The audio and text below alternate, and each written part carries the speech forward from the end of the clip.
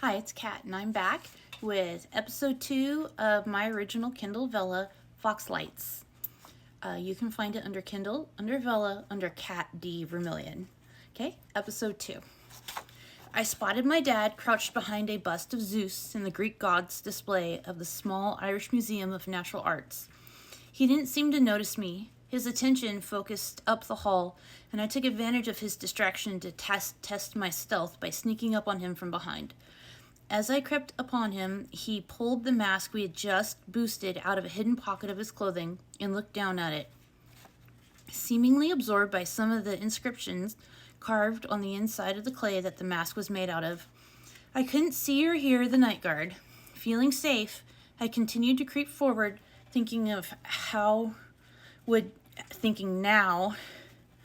would be a great time to play a little prank on my dad, maybe get the drop on him for once. He was always playing these games with me, startling me with his inhuman stealth under the guise of teaching me to be more observant.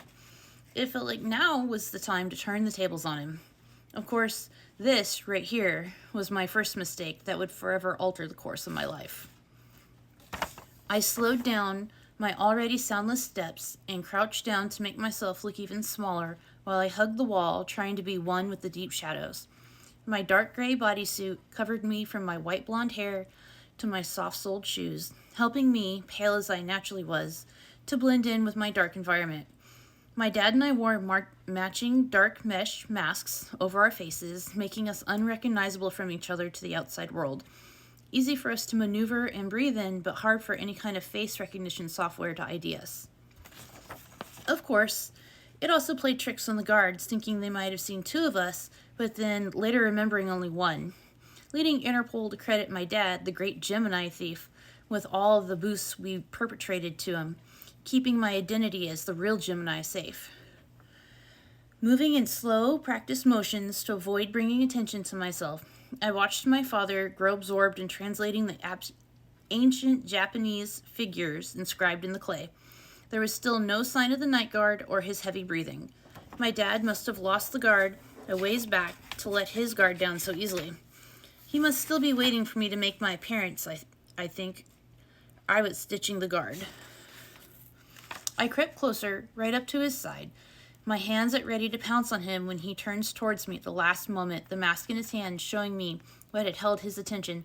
"Gemini, what do you—" I was already lunging towards him, ready to tackle my father playfully when he turned unexpectedly and looked up from the mask to my startled eyes. My momentum carried me forward, and I face-planted directly into the mask.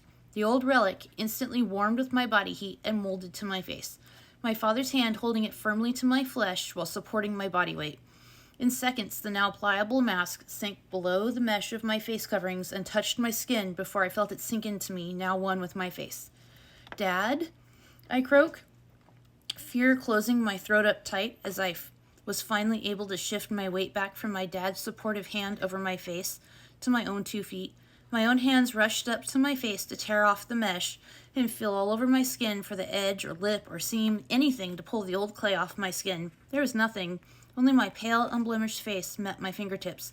"Thief!" The night guard finally made his huffing appearance, shining a flashlight at the edge of my dad's shoulder, peeking out from behind the carved bust. "Halt!" And that is the end of episode 2. If you like it, continue to read on Kindle Vella. It's available. The first 3 episodes are free, and that's episode 2. Thank you. Have a great day.